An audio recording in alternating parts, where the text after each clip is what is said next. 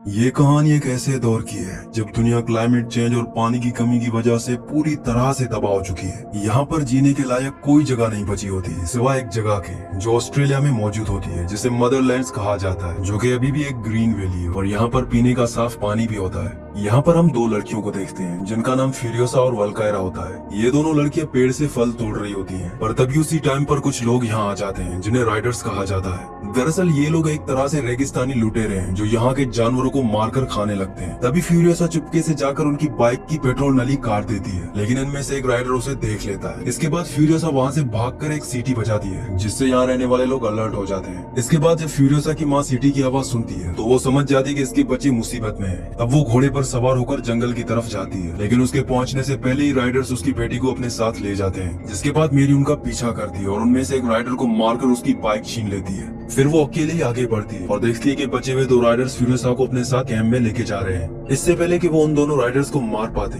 तब उनमें से एक राइडर भाग जाता है। अब ये लोग फ्यूरियोसा को अपने सरदार डिमेंटस के पास ले जाते हैं और बताते हैं कि ये लड़की ग्रीन वैली से है जहाँ का खाना और पानी बिल्कुल साफ है। डिमेंटस फ्यूरियोसा को उस जगह के बारे में बताने के लिए कहता है, लेकिन वो अपने मुंह से एक लफ्ज भी नहीं बोलती। तभी उसके साथ ही आखिरी बचे हुए जख्मी सोल्जर को अंदर ले आते हैं जो उस ग्रीन वैली का पता जानता है, लेकिन उसके कुछ भी बताने से पहले फ्यूरियोसा उस राइडर को मार देती है। फ्यूरियोसा की बहादुरी देखकर डिमेंटस बहुत इम्प्रेस होता है। इसके बाद वो उसे टेंट में कैद कर देता है और अपने आदमियों को उसके चारों तरफ तैनात कर देता है। डिमेंटस कहता है कि कल सुबह होते ही हम छोटे सुरंगों का पीछा करेंगे और उस जगह को ढूंढ निकालेंगे जहाँ से ये लड़की आई है। दूसरी तरफ हम मेरी को देखते हैं जो खुद को छुपाने के लिए राइडर्स के कपड़े पहन लेती है और फ्यूरियोसा को लेने के लिए निकल जाती है। उसी टाइम यहाँ पर एक बहुत बड़ा रेतीला तूफान आ जाता है जिसका फायदा उठाते हुए मेरी आसानी से फ्यूरियोसा को ढूंढ लेती है और डिमेंटस के सिपाहियों को मारकर उसे यहाँ से ले जाती है। लेकिन डिमेंटस के लोग उसे भागते हुए देख लेते हैं और वो लोग अपनी पूरी फौज के साथ उसका पीछा करना शुरू कर देते हैं। मेरी को पता होता है कि डिमेंटस एक खतरनाक दरिंदा है, अगर किसी तरह से उसने ग्रीन वैली का रास्ता ढूंढ लिया तो वो सब कुछ बर्बाद कर देगा। इसके बाद वो फ्यूरियोसा को ग्रीन वैली के बीज देती है और कहती है कि तुम ग्रीन वैली की हिफाजत करना।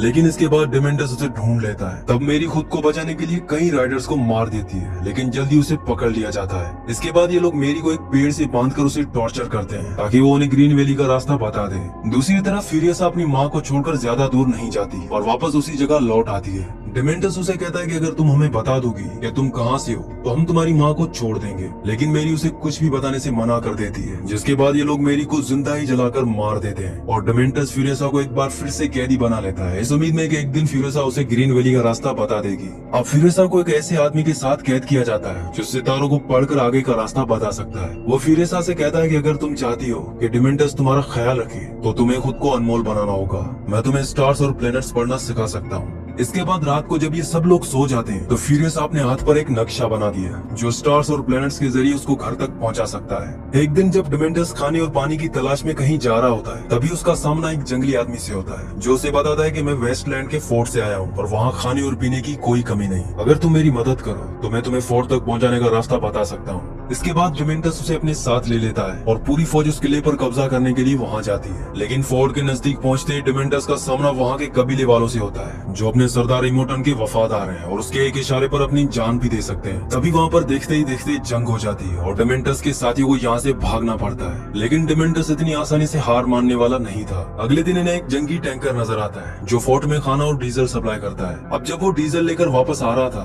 तो राइडर्स टैंकर को बीच रास्ते में ही लूट लेते हैं। अब इसके बाद डिमेंटस किले पर कब्जा करने के लिए एक ट्रोजन हॉर्स स्ट्रेटेजी बनाता है और उसके कुछ साथी टैंकर के अंदर छुप जाते हैं। इसके बाद ये लोग टैंकर को वापस लेकर डीजल घर की तरफ मोड़ लेते हैं और फिर पीछे से अपने ही लोगों पर हमला करने लगते हैं। अब डीजल घर वालों को लगता है कि टैंकर पर हमला हो रहा है, इसीलिए वो लोग दरवाजा खोल देते हैं। फिर अंदर एंटर होते ही टैंकर के अंदर छुपे हुए लोग बाहर आते हैं और वहाँ के सभी सिक्योरिटी गार्ड्स को मारकर दरवाजा खोल देते हैं। जिसके बाद डिमेंटस की पूरी फौज अंदर आ जाती है और अब डीजल घर पर उसका कब्जा हो जाता है। फिर वो डीजल घर के सरदार को कैदी बनाकर इमोटन के किले में जाता है और धमकी देता है कि अगर कोई भी चालाकी की तो मैं पूरे डीजल घर को उड़ा दूंगा।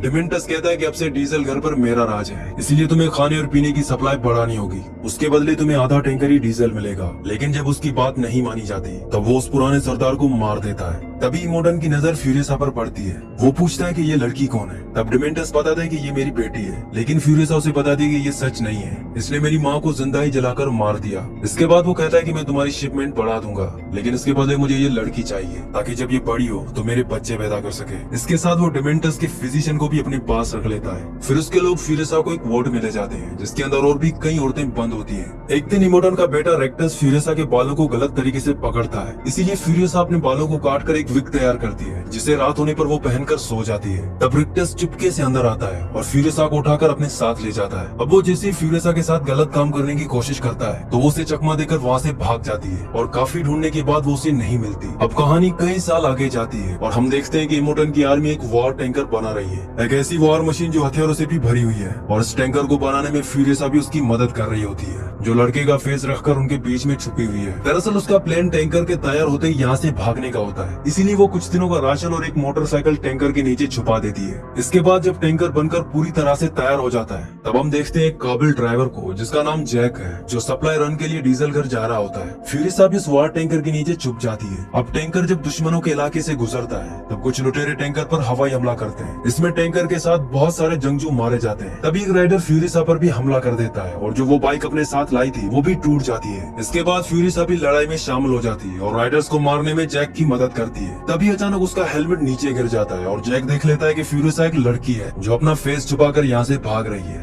अब जैक और फ्यूरियसा सभी राइडर्स को मार देते हैं। तभी फ्यूरियसा पीछे से जैक पर गन पॉइंट कर देती है और उस टैंकर को रोककर नीचे उतरने के लिए कहती है ताकि वो उस वार टैंकर को यहाँ से लेकर भाग सके। लेकिन जैक बड़ी ही चालाकी से उसे नीचे गिरा देता है और टैंकर लेकर यहाँ से चला जाता है। फ्यूरियसा ने जैसा सोचा था वैसा कुछ भी नहीं हुआ, इसीलिए वो काफी मायूस हो जाती है और अब वो उस रेगिस्तान में अकेली होती है। तभी फ्यूरियसा देखती है कि जैक वापस आ रहा है। जैक उसे कहता है कि मैं तुम्हारे लड़ने का जुनून देखकर हैरान हूँ, तुम्हारी लड़ाई बहुत अच्छी है लेकिन तुम अभी भी बहुत कच्ची हो, इसीलिए मैं चाहता हूँ कि तुम मेरे साथ हो जाओ और मेरे ग्रुप को फिर से खड़ा करने में मेरी मदद करो। जिसके बाद मैं तुम्हें रोड जंगों के बारे में सारी चीजें सिखाऊंगा और फिर तुम्हारा जो भी मकसद है उसको पूरा करने में तुम्हारी मदद करूंगा। इसके बाद फ्यूरियसा जैक के ग्रुप में शामिल हो जाती है और वो उसे अपना सेकंड कमांड बना लेती है। अब कुछ टाइम बाद हम देखते हैं कि फ्यूरियसा और जैक का रिश्ता काफी गहरा हो गया है। इसके बाद वो फ्यूरियसा को एक बंदूक गिफ्ट करता है और कहता है कि तुम जहाँ भी जाना चाहो जा सकती हो, मैं तुम्हारे लिए खाना पानी और गाड़ी का इंतजाम करवा दूंगा। इसके बाद ये डीजल घर पहुँचते हैं जहाँ डेमेंटर्स के लोग इन पर हमला कर देते हैं और उन्हें खाली टैंकर के साथ वापस लौटना पड़ता है। जब ये लोग इमोटन को जाकर ये बात बताते हैं तो उसे बहुत गुस्सा आता है, इसलिए वो डेमेंटर्स के खिलाफ जंग का ऐलान कर देता है। वो जैक और फ्यूरियसा से कहता है कि कल सुबह तुम खाली टैंकर लेकर बुलेट फार्म जाओगी और वहाँ से जितना भी गोला बारूद मिले सब यहाँ ले आना। अब शाम होते ही जैक और फ्यूरियसा एक पहाड़ी पर मिलते हैं। तब जैक फ्यूरियसा के हाथ पर बना नक्शा देख लेता है और पूछता है कि जहाँ तुम जाना चाहती हो वो जगह कहाँ है। जिसके बाद फ्यूरियसा उसको वो बीच दिखाती है जो उसकी माँ ने उसे दिया था।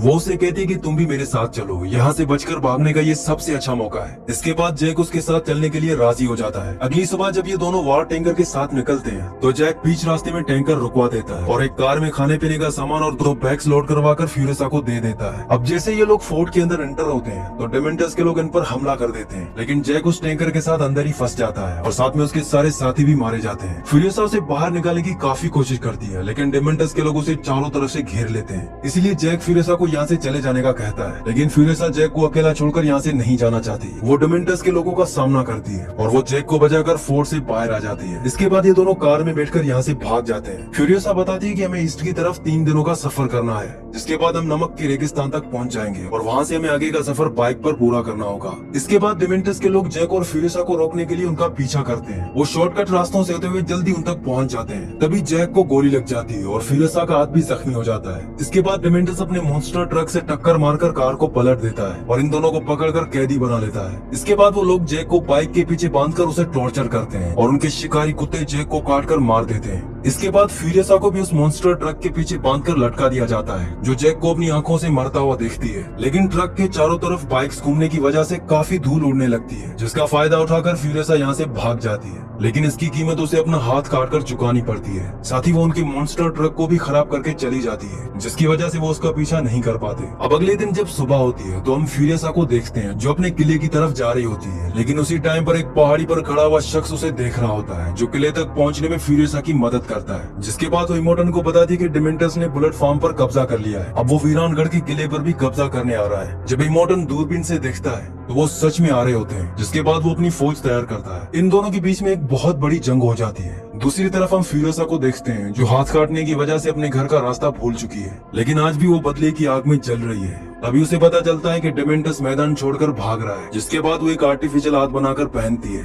वहीं डेमेंटस जो अपने कुछ साथियों के साथ बचकर भाग रहा था, फ्यूरियसा उन्हें एक एक करके मार देती है, लेकिन डेमेंटस उसे भटकाने की कोशिश करता है। ये लोग बचने के लिए सब अलग अलग डायरेक्शन में जाते हैं, लेकिन फ्यूरियसा सबको एक एक करके मार देती है। इसके बाद वो एक राइडर को दूरबीन से देखती है जो गलती से दुश्मन के इलाके में चला जाता है और वो लोग उसे मार देते हैं और अब डेमेंटस अकेला बचा होता है। वहीं डेमेंटस बचने के लिए रेतीले तूफान में छुप जाता है, लेकिन फ्यूरियसा उसे ढूंढ निकालती है। डेमेंटस जैसे उस पर गोली चलाने की कोशिश करता है तो वो गन खाली होती है। तब वो बचकर भागने की कोशिश करता है, लेकिन फ्यूरियसा उसका कार से पीछा करती है। इसके बाद वो अपने आप को फ्यूरियसा के सामने सरेंडर कर देता है। इसके बाद फ्यूरियसा उसे अपने कार के पीछे बांधकर उसी तरह टॉर्चर करती है जैसा उसने जैक के साथ किया था। फ्यूरियसा उसे याद दिलाती है कि मैं वही लड़की हूँ जिसकी माँ को तुमने 15 साल पहले जलाकर मार दिया था। फिर वो उसे पेड़ पर लटकाकर हल्की आग से जला देती है जैसे उसने उसकी माँ को जलाया था। इसके बाद काफी टाइम गुजर जाता है और हम एक शख्स को देखते हैं जिसमें से एक पेड़ उग रहा होता है और ये शख्स कोई और नहीं बल्कि डेमेंटस है। दरअसल उसे दर्दनाक मौत देने के लिए फ्यूरियसा ने उसी बीज को उसकी बॉडी में डाल दिया होता है और ये वही बीज है जो उसकी माँ ने उसको दिया था।